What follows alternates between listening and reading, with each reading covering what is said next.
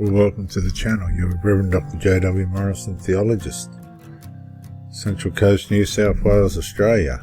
It's very cold here today.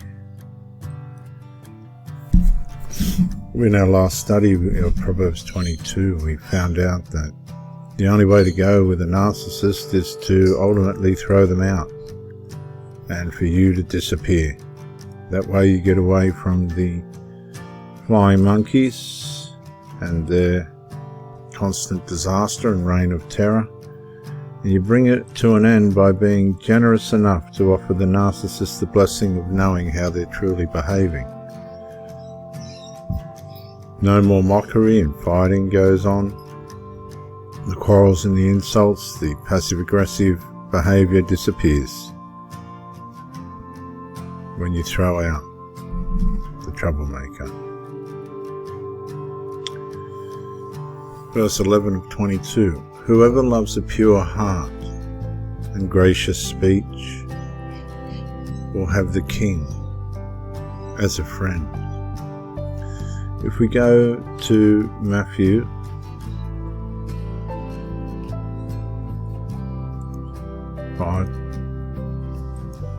Jesus at the Beatitudes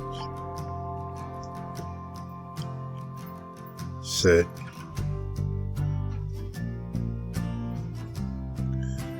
God blesses those who are poor and realize their need for Him, for the kingdom of heaven is theirs. God blesses those who mourn, for they will be comforted. God blesses those who are humble, for they will inherit the whole earth. God blesses those who hunger and thirst for justice, for they will be satisfied. God blesses those who are merciful, for they will be shown mercy. And God blesses those whose hearts are pure, for they shall see God. God blesses those who work for peace, for they will be called children of God. And working for peace is about resolve. This is the trouble that the narcissist has. God blesses those who are persecuted for doing right, for theirs is the kingdom of heaven.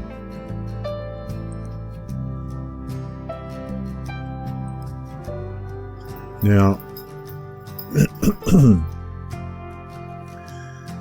he who loves a pure heart and gracious lips will have the king for a friend. A pure heart speaks with somebody who wants to oppose mockery, conflict, quarreling, and insults. They want this stuff to cease. And unfortunately, when it comes to the sinful nature and how it works and wants to behave, it sows injustice into everything, and it's constantly in disaster. That's why it wants to mock, cause conflict, quarreling and insults, even if it's in the passive-aggressive realm. See, a lot of this can happen in silence. You have to have discernment to be able to tell what's happening here in a lot of cases.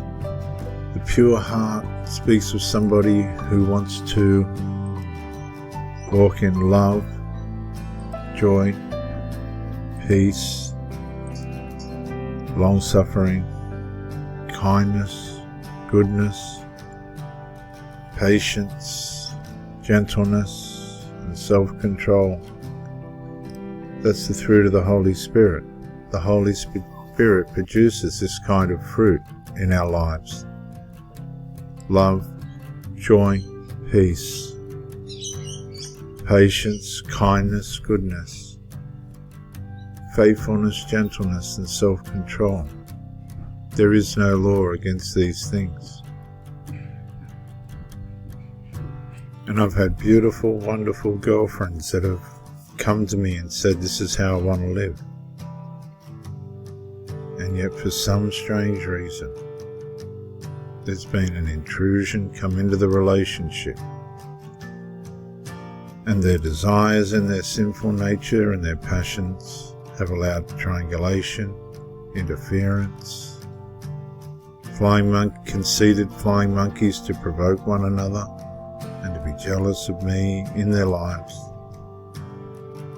And the love and the joy and the peace, the patience and the kindness and the goodness, the faithfulness, gentleness and self-control just became latent. It was there. It was all there. But the provoking and the conceitedness and the jealousness of the people in the background wore away at my partner's heart. And while I belonged to Christ and nailed all my passions and desires of the sinful nature to the cross and crucified and left them there through Him and lived in the Spirit and was following the Spirit's leading in every part of my life, and they could see this. They became conceited and provoked by family members and jealous.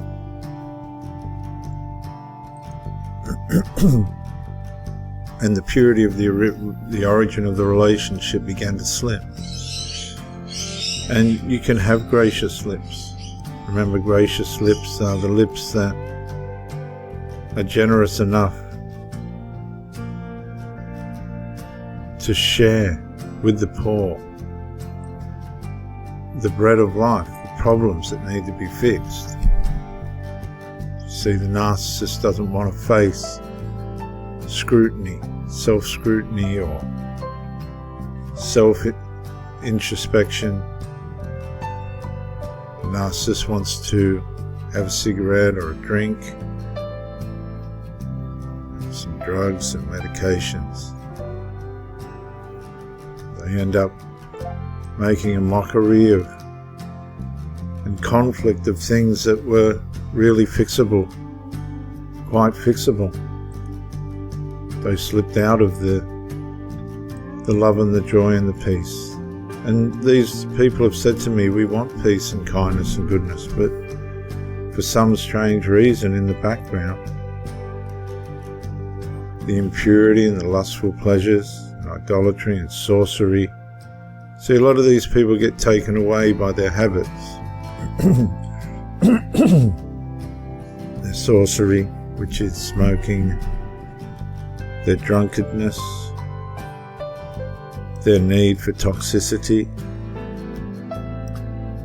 their sexual recklessness, desires, their lustful pleasures. Of course, out of that comes anger, jealousy, dissension, selfish ambition, division.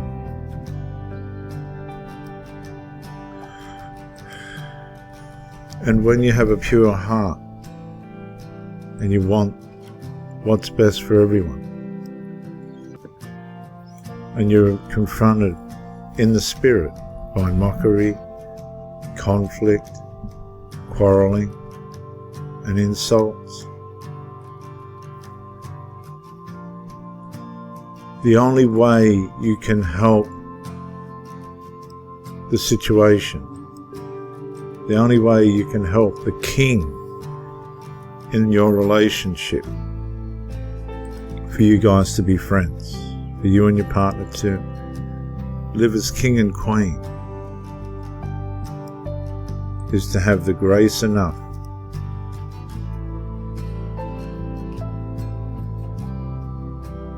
to offer the person that's causing the trouble bread, or be yourself the bread of life,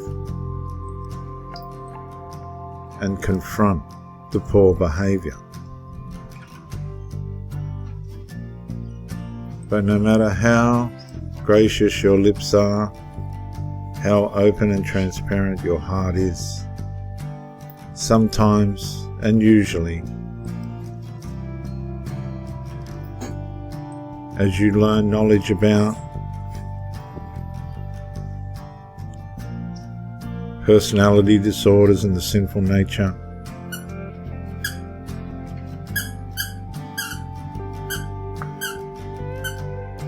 The slacker always says, the narcissist always thinks that there's a lion outside. Is that a lion that I'm dealing with here? Is that a little lion chewing on his toy? I might have to deal with that lion later, viewers. Take him for his word. The daughter, oh, just interestingly, just by the way, as we come into land, just while you think about the paranoid schizophrenia of the narcissist as they look at themselves, introspect, there is a lion outside, I will be slain in the streets, when there isn't one there at all. My daughter's a detective, and there was a man killed on a motorbike yesterday, northern Sydney.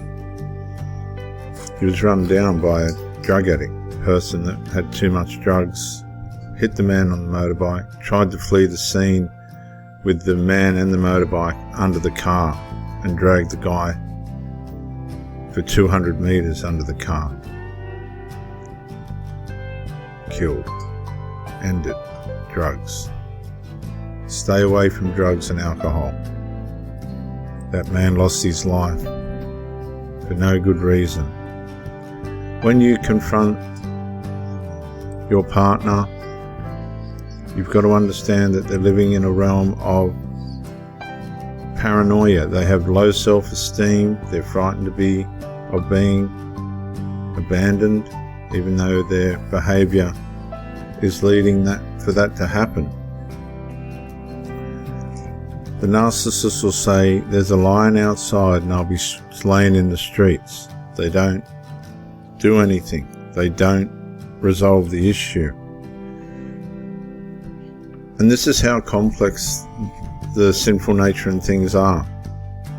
You can come and have a pure heart and gracious lips. Please, can we just look at this or fix this? And they'll be frozen. The narcissist will just be frozen. They don't bring resolve. They frustrate things that are in front of them that are capable of being fixed. They annul your knowledge, and their words become frustrating because they're faithless. The mockery and conflict and quarrelling and insults add up, and they just freeze. Everything gets frozen when it comes around to resolve with the sinful nature and the personality disorders. Things freeze, nothing gets resolved. They just say and portray that there is a lion outside and that they'll be slain in the streets. They can become paranoid, delusional. And this can happen with family members. They become paranoid, delusional of your presence when you bring in the light to the relationship.